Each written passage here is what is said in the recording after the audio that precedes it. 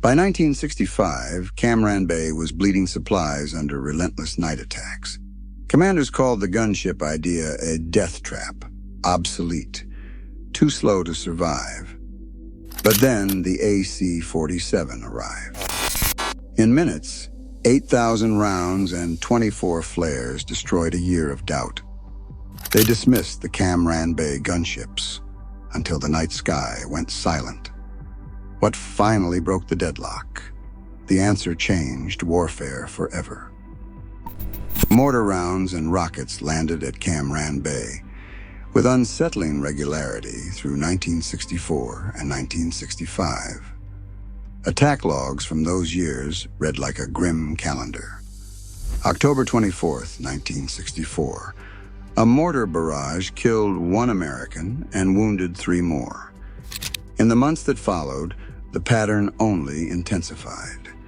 November brought 3 more attacks. December saw rockets damage fuel tanks, and by the spring of 1965, the base was absorbing a fresh wave of fire nearly every week.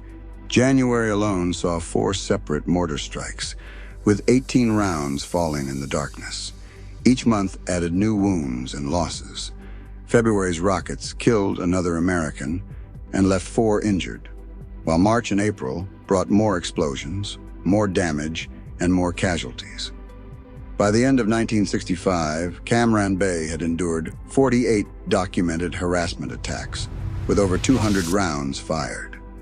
5 Americans were dead, 32 wounded, and the cost in damaged aircraft and fuel stores mounted with every new barrage. The base's critical supply lines and operations sat exposed, forced into a nightly routine of alarms, blackout drills, and urgent repairs. The threat was constant, the toll relentless, and the sense of vulnerability only deepened as each night fell. Skepticism among senior officers grew as they studied the proposal for a gunship built from a C-47. They shook their heads. To them, the idea sounded reckless, sending a slow, aging transport into the teeth of Vietnamese ground fire. In staff meetings and after-action briefings, the doubts piled up. One colonel, quoted in an oral history years later, summed up the mood. We'd seen flare ships before. Nobody thought a C-47 could stand up to real attack after dark. The airframe was labeled a sitting duck, its lack of armor and speed seen as a guarantee of disaster. Predictions of heavy losses circled in the margins of planning documents. Commanders pointed out the aircraft's broad silhouette, the slow orbit required for side firing, and the absence of any real defensive countermeasures. They doubted the accuracy of the guns, the reliability of crew-to-ground communication, and the basic logic of risking men and machines on what sounded like a desperate experiment. The skepticism wasn't quiet. Officers voiced their concerns in briefings, warning that the first real engagement would end in flames. For those in charge, the idea of a C-47 gunship was little more than wishful thinking, useful for a flare drop, but not for surviving a night under fire. Ronald Terry's idea for a side-firing gunship started as a technical puzzle, not a battle plan. In 1963, at Eglin Air Force Base, Terry and a handful of engineers rolled a battered C-47 onto the test range. They called the project Tail Chaser. The goal was simple. Could a slow-moving cargo plane circle above a target and lay down a steady stream of fire, all while keeping its guns locked on a single spot? Terry believed it was possible, even as colleagues doubted that a World War II transport could survive modern combat, much less deliver precise support at night. Flight reports from those early months read like a checklist of obstacles. The first test used a single .30 caliber machine gun bolted to the floor, with Terry himself riding in the back, stopwatch in hand, measuring every burst. The team learned quickly. One gun wasn't enough. Smoke filled the cabin, brass casings piled up, and the gun overheated. Still, the geometry worked. By banking the aircraft in a tight pylon turn, the gun could keep its aim fixed as the plane circled overhead. The next step was to add more firepower. Three 7.62mm miniguns replaced the old Brownings, each one firing out the port side, synchronized by cockpit controls. Test flights showed that, at the right altitude and speed, the gunship could cover an area the size of a football field in just a few seconds. Terry's team documented every run, tracking bullet impact patterns on plywood targets laid out across the sand. The results were hard to argue with. In controlled tests, the miniguns stitched tight, overlapping arcs of fire, and the flares lit up the night as bright as day. The cargo bay filled with spent shells, but the target zone below was saturated. By late 1964, the evidence was clear enough for higher command.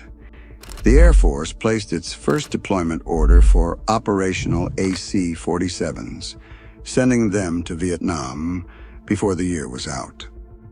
Terry had proven that the old C-47 could do more than drop flares.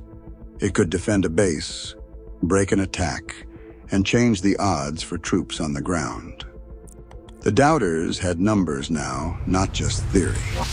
What began as a test flight in Florida would soon become a lifeline for soldiers facing the darkness at Cam Bay.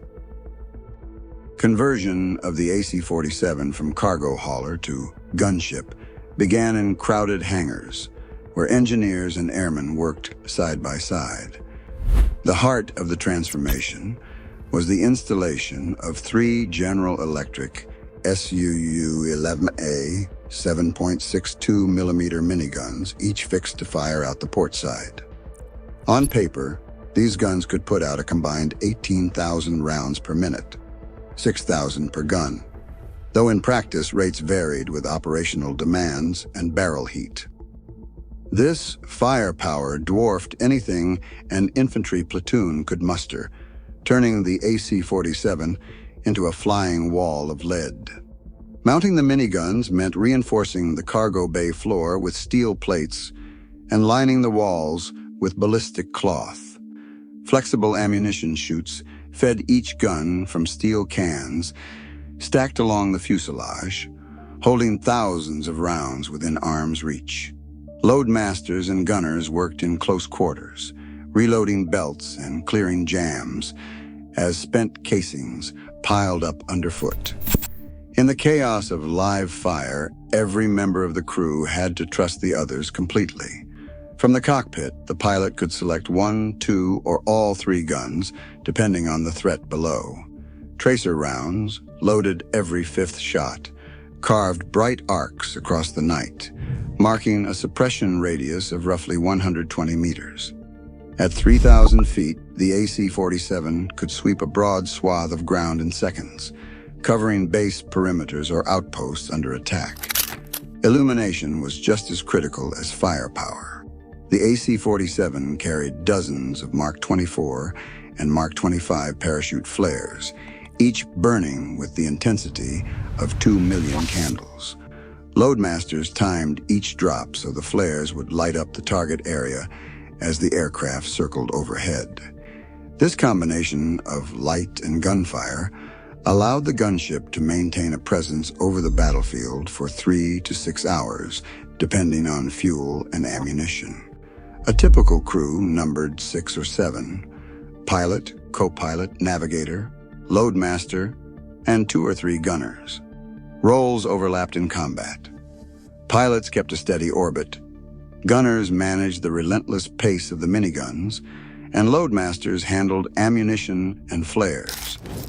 Conversion logs from Eglin Air Force Base and museum blueprints trace these modifications in detail, documenting a process shaped by necessity and teamwork. By the time the first AC-47s arrived at Cam Bay, both aircraft and crews were ready, their hardware and coordination tested and proven. Spooky 71's call sign crackled over the radio as the base perimeter erupted with gunfire. The pilot eased the AC-47 into a sweeping left turn, settling the aircraft into its signature orbit, a pylon turn that kept the miniguns locked on a single slice of Earth with each pass. At 3,000 feet, the ground below was a patchwork of darkness and sudden, violent light. Inside the gunship, the crew moved with practiced precision. The navigator called out headings, voice steady over the intercom. Gunners fed belts into the miniguns, hands sure despite the vibration and cramped quarters. The loadmaster hovered by the flare racks, counting down to the first drop. The geometry was unforgiving. A shallow bank, and the guns drifted wide, too steep, and the aircraft risked stalling or catching fire from below. The pilot held a tight 25-degree bank, airspeed locked at 130 knots. The gun sight, a simple mark on the cockpit glass, aligned with the brightest muzzle flash. Tracers would confirm the aim, but the first burst had to be precise. Spooky 71, commencing orbit. The minigun spun up, motors whining. The first burst stitched red across the night. Every fifth round glowed, marking the arc of fire sweeping the ground. The gunner counted seconds, adjusting aim as the pilot kept the circle tight. Shell casings rattled across the floor, cordite thick in the air. The loadmaster yanked the pin on a Mark 24 parachute flare and hurled it into the slipstream. The flare ignited, drifting down on silk, flooding the target zone with harsh white light. Shadows twisted, enemy position suddenly exposed. The pilot called for another flare, then another, timing each drop so the ground below never slipped back into darkness. Each circuit of the orbit locked the guns onto the same patch of ground. The miniguns could fire alone or together, depending on the threat. Gunners watched tracers walk the perimeter, sweeping wire in tight, overlapping arcs. Every action, flare drops, gunfire, course corrections, was synchronized, each crew member relying on the others to keep the orbit exact. Below, the sudden daylight revealed the enemy. The gunship's circle. The geometry of the pylon turn holding the miniguns on target as long as the pilot kept the bank. The night, once broken by scattered shots, was now ruled by the roar of Spooky's guns and the relentless glare of burning magnesium. The crew's focus narrowed to speed, altitude, timing, knowing a single mistake could cost lives on the ground. The miniguns opened up, sending a continuous stream of fire into the darkness beyond the wire. 8,000 rounds poured from the gunship in less than 5 minutes, each tracer marking a path that cut through the haze and confusion below. 24 flares followed in quick succession, each one igniting with a harsh, white glare that turned the blacked-out perimeter into a patchwork of daylight and shadow. The air on the ground shimmered with magnesium light, and the defenders, some crouched in bunkers, others pressed flat behind sandbags, watched as the arcs of red traced the boundaries of their world. A radio log from that night captures the moment in clipped, urgent voices. Spooky, this is Delta 3, receiving fire from northeast. Repeat, receiving heavy fire. Seconds later, the reply. Spooky, 71 commencing orbit. Guns hot. The chatter dissolved into the sound of the miniguns, a mechanical roar that drowned out everything else. Shell casings rattled against the steel plates. Smoke filled the cargo bay, and the crew moved by instinct. One hand feeding belts, another dropping flares, eyes fixed on the illuminated ground below. On the perimeter, the effect was immediate. Defenders reported the enemy's muzzle flashes blinking out, one by one, as the gunship's fire swept the tree line. A sergeant later recalled, "We had been pinned for most of an hour. Then Spooky showed up, and within a minute and a half, it was just quiet. You could hear your own breathing." The radio log notes a sudden break in transmissions. 90 seconds after the first burst, the call came through. All quiet. Enemy fire ceased. Inside the AC-47, the gunners paused, listening for the next order. The loadmaster, hands blackened from the flares, leaned against the wall, sweat running down his neck. For the first time all night, the only sound was the drone of the engines and the faint clatter of spent brass rolling across the floor. The pilot circled once more, scanning for any sign of movement, but the ground remained still. On the base, soldiers stepped out from cover, some raising their helmets in silent salute to the circling gunship. The sense of relief was overwhelming. The defenders, who had braced for another night of casualties, found themselves standing in a silence so complete it felt unnatural. One gunner, years later, described the moment. You fire, you reload. You wait for them to shoot back. And then you realize they are gone. The sky just goes silent. That night, disbelief gave way to something closer to awe. The AC-47 had not only survived, but had ended the attack in less than 2 minutes. The proof was written in the radio logs, in the spent casings underfoot, and in the stunned quiet that lingered over Ranh Bay until sunrise. By 1966, the AC-47's success at Ranh Bay and other embattled outposts had captured the attention of Air Force planners and congressional committees alike. Combat reports and mission logs showed a pattern that couldn't be ignored. Wherever the gunship orbited, attacks faded and casualties dropped. Procurement hearings in Washington began to focus on scaling up this new kind of firepower. The old C-47 airframe, though proven in battle, was limited by speed, payload, and vulnerability to ground fire. Within a year, the Air Force initiated programs to convert the larger C-119 flying boxcar into the AC-119 gunship, and the 4-engine C-130 Hercules into the AC-130, both designed to deliver even greater firepower and improve survivability. The doctrine of persistent side-firing aerial support now had its proof.